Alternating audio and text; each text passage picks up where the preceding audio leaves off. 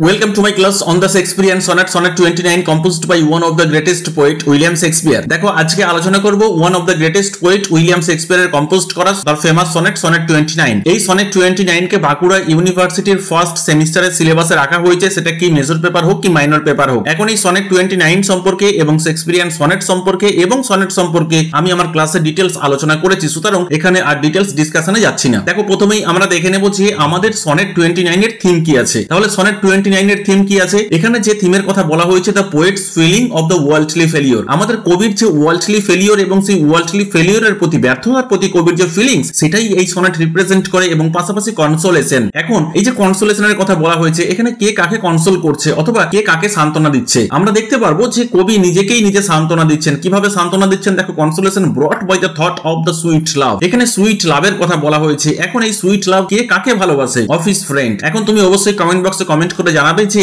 William Shakespeare উনি এই যে বেশ কিছু সনেট ওনার ফ্রেন্ডকে অ্যাড্রেস করেছেন, যাকে উনি সুইট লাভ বলছেন, সেই ফ্রেন্ডের নাম কি? তাহলে thought of the sweet love of his friend, তার ফ্রেন্ডের যে সুইট লাভ কার প্রতি? আমাদের এই কবির প্রতি, অর্থাৎ উইলিয়াম শেক্সপিয়ারের প্রতি। যখন এটা উনি স্মরণ করছেন তখন উনি নিজেকে নিজেই সান্ত্বনা দিচ্ছেন। তাহলে এখানে দেখতে পেলাম যে জাস্ট দুটো থিমকেই বলা হয়েছে, একটা হচ্ছে কনসোলেশন আর একটা হচ্ছে ওয়ার্ল্ডলি ফেলিওর। এবং কনসোলেশনটা আমাদের খোদ কবির ক্ষেত্রে এবং ওয়ার্ল্ডলি ফেলিওর এটা ভি খোদ আমাদের কবির ক্ষেত্রে, অর্থাৎ উইলিয়াম শেক্সপিয়ারের ক্ষেত্রে। বুঝতে পারলে? চলো এরপরে আমরা দেখি যে টাইটেল কি আছে। দেখো আমাদের টাইটেল যেটা আছে সনেট 29 এর তিনটে টাইটেল আছে। ফার্স্ট টাইটেল কি, যেটা আমরা দেখতে পাচ্ছি সনেট 29, এবং এর আরেকটা সাব টাইটেল আছে, সেটা কি? সেটা হচ্ছে এ কনসোলেশন। এখন দেখো এই যে সনেট 29 কে কেন একটা সাব টাইটেল দেওয়া হয়েছে এ কনসোলেশন, এটা তো পরীক্ষার ক্ষেত্রে খুব ইম্পর্টেন্ট। এর আরো কি কোনো টাইটেল আছে? ইয়েস, আরো একটা টাইটেল আছে। আমরা জানি যে শেক্সপিয়ারিয়ান সনেটের ফার্স্ট লাইনটা তার টাইটেল হিসেবে ব্যবহার করা হয়ে থাকে। তাহলে মোটামুটি ভাবে আমরা তিনটে টাইটেল পেলাম এই সনেট 29 এর। ফার্স্ট টাইটেল কি? ফার্স্ট টাইটেল সনেট 29, এবং সেকেন্ড টাইটেল দেখো when in disgrace with fortune and men's eyes. এটা হচ্ছে first line of our sonnet 29। আমাদের এই সনেট 29 এর যেটা ফার্স্ট লাইন, সেটা কি? সেটা when in disgrace with fortune and men's eyes. এটাকে ভি আমরা টাইটেল হিসেবে ব্যবহার করতে পারি, and a subsidiary title also, যেটা কিনা এ কনসোলেশন। এখন এই সনেটের নাম কেন কনসোলেশন রাখা হয়েছে এটা ভি একটা জানা প্রয়োজন। বেশ, পাশাপাশি আমরা এখানে দেখতে পাচ্ছি the first two quatrain trace the poet's disconsolate mood. প্রথম দুটো কোয়াট্রেন। এখন এই যে কোয়াট্রেন যেটা বলা হচ্ছে, আমরা এটা জানি যে চারটে লাইন নিয়ে একটা কোয়াট্রেন হয়ে থাকে, এবং এই কোয়াট্রেন শেক্সপিয়ারিয়ান সনেটের একটা ইম্পর্টেন্ট ক্যারেক্টার। তাহলে প্রথম দুটো কোয়াট্রেন অর্থাৎ ফার্স্ট 8 লাইন আমরা বলতে পারি সেটা কি রিপ্রেজেন্ট করে? সেটা প্রেজেন্ট করে পোয়েটস ডিসকনসোলেট মুড, অর্থাৎ কবির যে ডিসকনসোলেট মুড, কবির যে ফ্রাস্ট্রেশন সেটাকেই তুলে ধরে, এন্ড অ্যান আটার সেন্স অফ ফ্রাস্ট্রেশন। এবং এই যে ফ্রাস্ট্রেশন, এই যে ডিসকনসোলেশন, এটা কি করছে? এটা সাধারণত কবিকে যেন গ্রাস করে ফেলছে, তাই না? Possesses his mind and leads him, এবং তাকে যেন সেই পথে নিয়ে যাচ্ছে। কোন পথে? To bear jealousy and envy, jealous হয়ে পড়ার দিকে বা এনভিয়াস হয়ে পড়ার দিকে, for what he has not. তার মানে তার যে কোয়ালিটিস গুলো নেই, তার যে গুণগুলো নেই যেগুলো অপরের আছে, তার যে নিজের হোপ নেই যেগুলো কিনা অপরের আছে। তো উনি অপরকে দেখে, যখন উনি দেখছেন যে কোনো একজন ব্যক্তি যিনি কিনা বেটার দেন শেক্সপিয়ার, তো তাকে দেখে উনি কি করছেন? জেলাস ফিল করছেন, এনভিয়াস হয়ে পড়ছেন। তাহলে এই থিম গুলো জাস্ট ফার্স্ট 8 লাইন কি করে রিপ্রেজেন্ট করে। Finally consolation is brought by the thought of sweet love of his friend. এবং আমরা দেখতে পাচ্ছি যে এখানে ওনার যে ফ্রেন্ড, সেই ফ্রেন্ডের যে ভালোবাসা কবির প্রতি, সেই ভালোবাসাটা যখন উনি স্মরণ করছেন তখন উনি নিজেকে নিজে সান্ত্বনা দিচ্ছেন, এবং উনি যেন বলছেন যে পৃথিবীর কোনো সম্পত্তির আমার প্রয়োজন নেই। ফেমাস যে গ্রেট ওয়েলথ যেটা কিনা আমি পেয়েছি, অর্থাৎ এই যে আমার ফ্রেন্ডের ভালোবাসা, এটাই আমার কাছে যথেষ্ট। তাহলে এই যে নিজেকে নিজে সান্ত্বনা দেওয়া, এই সান্ত্বনা দেওয়া থেকেই এসছে এর যে সাব টাইটেল, সেটা হচ্ছে কনসোলেশন। আশা করি এই পর্যন্ত বুঝতে পারলে। দেখো word by word, line by line details টেক্সটে যাওয়ার আগে আমি তোমাকে রিকোয়েস্ট করবো যে আজকের ক্লাসটা তুমি প্রথম থেকে শেষ পর্যন্ত দেখো, এবং অবশ্যই তুমি চ্যানেলটা সাবস্ক্রাইব করে এর বেল আইকন প্রেস করে রাখো, কেন কি তোমার সিলেবাসে প্রেসক্রাইব করা প্রত্যেকটা টেক্সটের ক্লাস তুমি প্রতিনিয়ত এখান থেকে পেয়ে যাবে। এছাড়া আমার এখান থেকে ইউজি এবং পিজির অনলাইন গাইডেন্স প্রোভাইড করা হয়ে থাকে। ইউজির ক্ষেত্রে কোন কোন ইউনিভার্সিটি অনলাইন গাইডেন্স প্রোভাইড করা হয়, এবং পিজির ক্ষেত্রে কোন কোন ইউনিভার্সিটি অনলাইন গাইডেন্স প্রোভাইড করা হয়, সেটা তুমি দেখতেই পাচ্ছ। এখন নেক্সট সেমিস্টারের জন্য যদি তুমি আমার কাছ থেকে অনলাইন গাইডেন্স নিতে চাও, তাহলে ডেসক্রিপশন বক্সে এবং স্ক্রিনে যে কন্টাক্ট ডিটেইলস দেওয়া আছে তার মাধ্যমে তুমি তোমার নাম এখনই রেজিস্টার করতে পারো। পাশাপাশি আমার এখান থেকে WBSLST V online guidance provide করা হয়ে থাকে। যদি তোমার অনলাইন গাইডেন্সের প্রয়োজন হয় তুমি ভি যোগাযোগ করতে পারো, কিন্তু কোনো রকম কোনো ফ্রি ক্লাসের জন্য যোগাযোগ করবে না, বা না করলে খুবই ভালো হয়। So let's come to the text. দেখো the text sonnet 29 or a consolation. তো এখানে ফার্স্ট কোয়াট্রেনকে যদি আমরা পয়েন্ট ওয়াইজ বা একটা কি পয়েন্টের মাধ্যমে মনে রাখার চেষ্টা করি, তাহলে আমরা কি দেখতে পারবো? এখানে দেখা যাবে যে the poet's mood of depression depression, কবি নিশ্চয়ই ডিপ্রেশনের মধ্যে আছেন। এখন কবি কেন ডিপ্রেশনের মধ্যে আছেন, কবি কি বলছেন, হোয়েন মানে যখন, at a time, when at a time, in disgrace, এখানে এই যে ইন ডিসগ্রেস বলা হয়েছে, ইন ডিসগ্রেস বলতে আমরা কি বলতে পারি, in a state of humiliation and shame, অর্থাৎ উনি হিউমিলিয়েট হয়েছেন। এখন উনি কার দ্বারাই হিউমিলিয়েট হয়েছেন, উনি কার দ্বারাই লজ্জিত হয়েছেন, উনি হিউমিলিয়েট হয়েছেন। এখানে ডিসগ্রেস মিন্স হচ্ছে হিউমিলিয়েশন। তাহলে উনি যে এই হিউমিলিয়েট হয়েছেন বা ওনাকে যে হিউমিলিয়েট করা হয়েছে, কে করেছেন, এখানে ফরচুন করেছে। ফরচুন বলতে ভাগ্য, মানে উনি ভাগ্যের দ্বারাই কি হয়েছেন, হিউমিলিয়েট হয়েছেন, অপমানিত হয়েছেন। এন্ড মেন্স আই, এখানে মেন্স আই বলতে এই যে একটু আগেই বলছিলাম ওয়ার্ল্ডলি ফেলিওর, তাহলে সমগ্র পৃথিবীর মানুষের চোখে যেন উনি একজন অপরাধী হয়ে উঠেছেন। ক্লিয়ার, মেন্স আই তার মানে আমরা বলতে পারি যে শুধুমাত্র যে উনি ফরচুনের দ্বারাই উনি হিউমিলিয়েট হয়েছেন এমনটা নয়, এই মিসফরচুন যে তার জীবনকে রেজেক্ট করে তুলেছে এমনটা নয়। পাশাপাশি এই যে মেন্স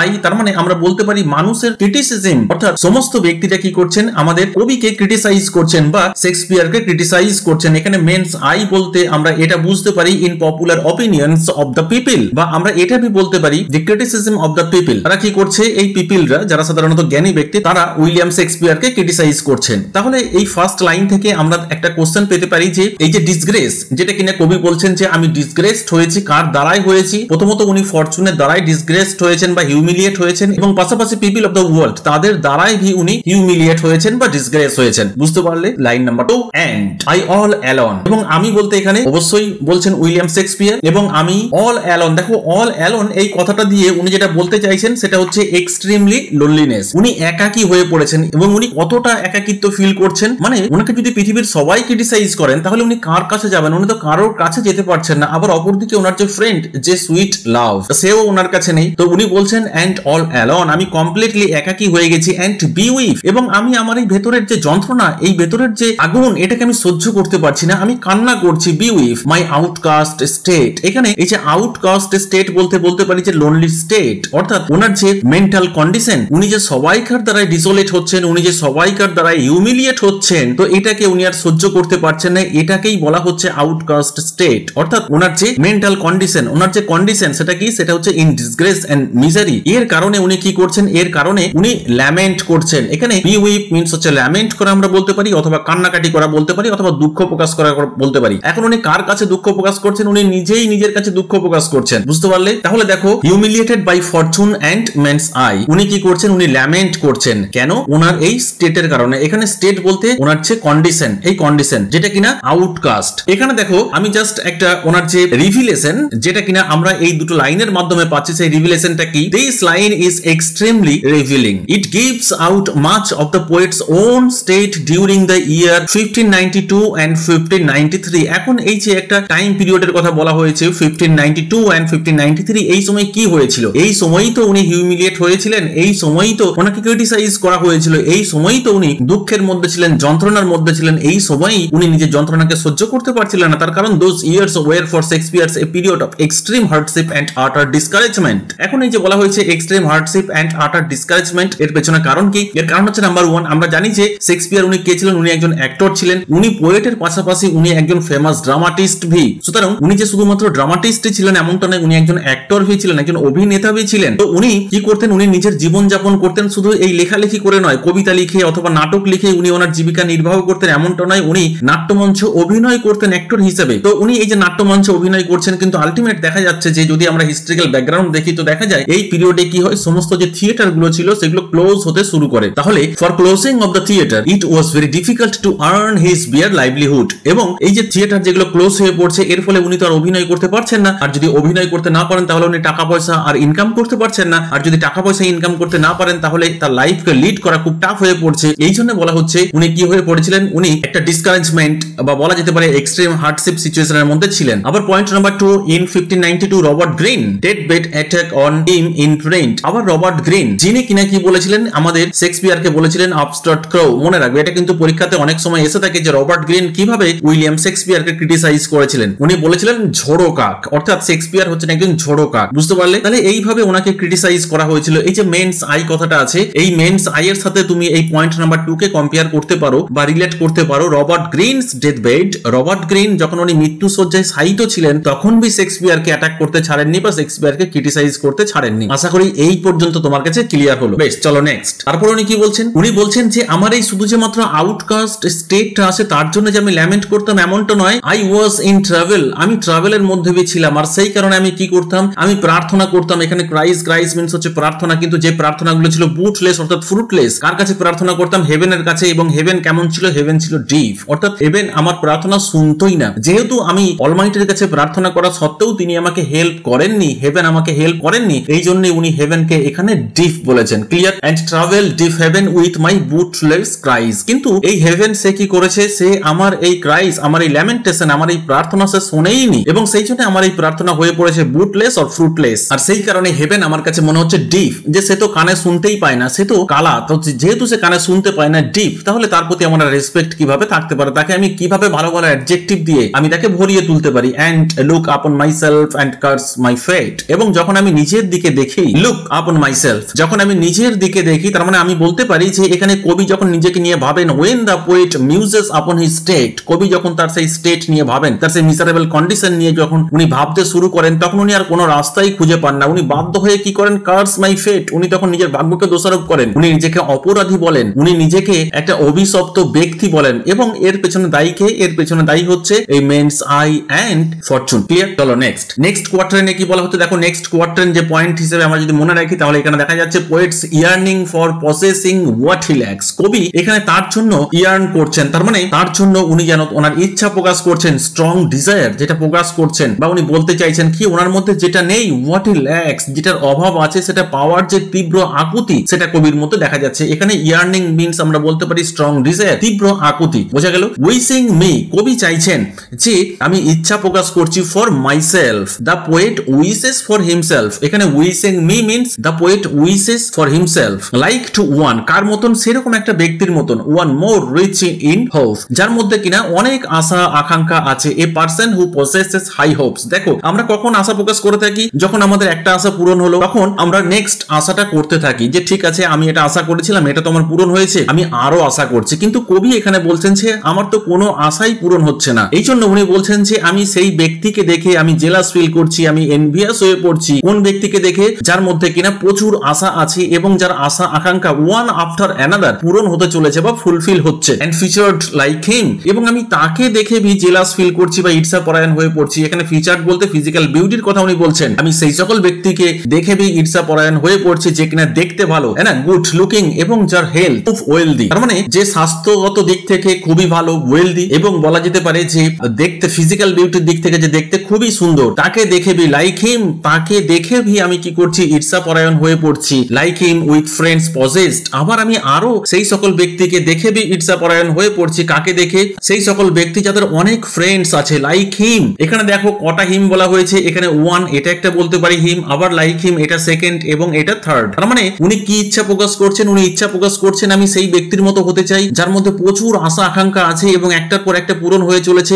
আমার কেন হচ্ছে না? আমি সেরকম হতে চাই। আবার আমি হতে চাই সেই রকম, কি রকম না, যে দেখতে খুবই সুন্দর এবং যার হেলথ খুবই গুড। বোঝা গেল? আবার আমি তার মতন হতে চাই যার কাছে কিনা কি আছে? যার কাছে কিনা ফ্রেন্ডস পজেসড, যার কাছে কিনা খুব ভালো ভালো বন্ধু আছে। এখানে friends possessed means possessing good friends, কিন্তু কবি বলছেন আমার কাছে এসব তো কিছুই নেই, তাহলে তো আমি জেলাস ফিল করবই। এবং এই কারণে কবির মধ্যে একটা কি দেখা যাচ্ছে? স্ট্রং ডিজায়ার বা ইয়ার্নিং, এটা দেখা যাচ্ছে, যেটা কিনা কবির মধ্যে নেই। এই জন্যই প্রথমে বলা হয়েছে হিল্যাক্স। বুঝতে পারলে? চলো নেক্সট আরো কি বলা হচ্ছে দেখি। তারপরে উনি ইচ্ছা প্রকাশ করছেন ডিজায়ারিং, উনি ইচ্ছা প্রকাশ করছেন দিস ম্যানস আর্ট। এখানে এই যে দিস ম্যানস আর্ট বলতে excellence of one as the artist, artist হিসেবে যে এক্সেলেন্টের একটা ব্যাপার থাকে, উনি তার প্রতি ঈর্ষা ফিল করছেন। অর্থাৎ উনি এমন কোন ব্যক্তিকে দেখছেন যার মধ্যে সেই ক্যাপাবিলিটি আছে, যার মধ্যে সেই আর্টিস্টিক কোয়ালিটি আছে, যার মধ্যে ট্যালেন্ট আছে, যেটা কবির মধ্যে নেই। এন্ড দ্যাট ম্যান স্কোপ, এখানে স্কোপ বলতে অ্যাডভান্টেজ, অপরচুনিটি। কবি সেই সমস্ত ব্যক্তিকে দেখে বেশ জেলাস ফিল করছেন যাদের মধ্যে অপরচুনিটি আছে, যাদের মধ্যে স্কোপ আছে, যাদের মধ্যে অ্যাডভান্টেজেস আছে, যেগুলো কিনা কবির মধ্যে নেই। উইথ হোয়াট আই মোস্ট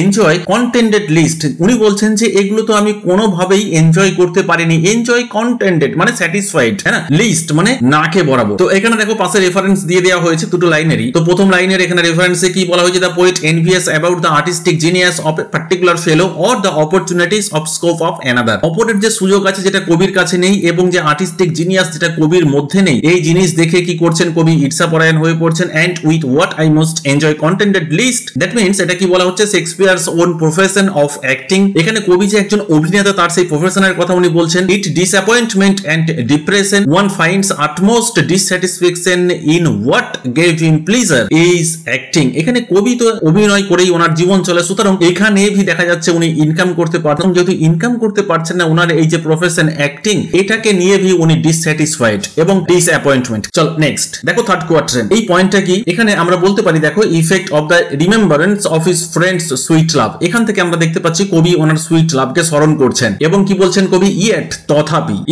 তথাপি in this thoughts myself almost despising. আমার এই থটস, এখানে এই যে আমার এই থটস বলতে কোনটার কথা উনি বলতে চাইছেন, দেখো দিস থটস এটা হামেশাই পরীক্ষাতে এসে থাকে, ইন ইজ মুড অফ আটার ডিস্ট্রেস এন্ড ডিসঅ্যাপয়েন্টমেন্ট। উনি যে হতাশ, এই চিন্তা ভাবনাটা কি হচ্ছে, আমি যখন নিজেকে নিয়ে ভাবছি যে আমার তো কিছুই নেই, আমার সবকিছু শেষ হয়ে গেছে, আমি একবারে হতাশ, আমি রেচেড হয়ে গেছি, হতাশ আমাকে গিলে ফেলছে, আমি একাকী আছি, এটা অলমোস্ট ডিসপাইসিং। এটা যখন আমাকে যেন নিজের প্রতি একটা ঘৃণার সৃষ্টি করছে, হ্যাপিলি তার মানে happily I think on the, তখনই সৌভাগ্যক্রমে আমি তোমার কথা স্মরণ করছি, আই থিঙ্ক অন দি, তোমার দিকে আমি তাকাচ্ছি এবং তোমার ভালোবাসার কথা আমি স্মরণ করছি যে তুমি আমাকে কতটাই না গভীর ভালোবাসো। এন্ড দেন মাই স্টেট, এবং তখন আমার স্টেট, সেই লোনলি স্টেট, আমার সেই state of depression, state of frustration, সেটা তখন কি হচ্ছে, like to the lark at break of day ডে অ্যারাইজিং। তখন দেখা যাচ্ছে আমার মধ্যে কোনো রকম কোনো ফ্রাস্ট্রেশন নেই, আমার সেই মাইন্ড যেটা কিনা লোনলি হয়ে পড়েছিল, আমার সেই মাইন্ড যেটা কিনা ডিজার্টেড হয়ে পড়েছিল, যেটা কিনা জিল্টেড হয়ে পড়েছিল, আমার সেই মাইন্ড যেটাকে কিনা হেট করতাম, আমার সেই ফরচুন যাকে আমি দোষারোপ করতাম, তখন দেখা যাচ্ছে যে দ্য লার্ক, এখানে দ্য লার্ক বলতে স্কাইলার্ক পাখির কথা উনি বলেছেন,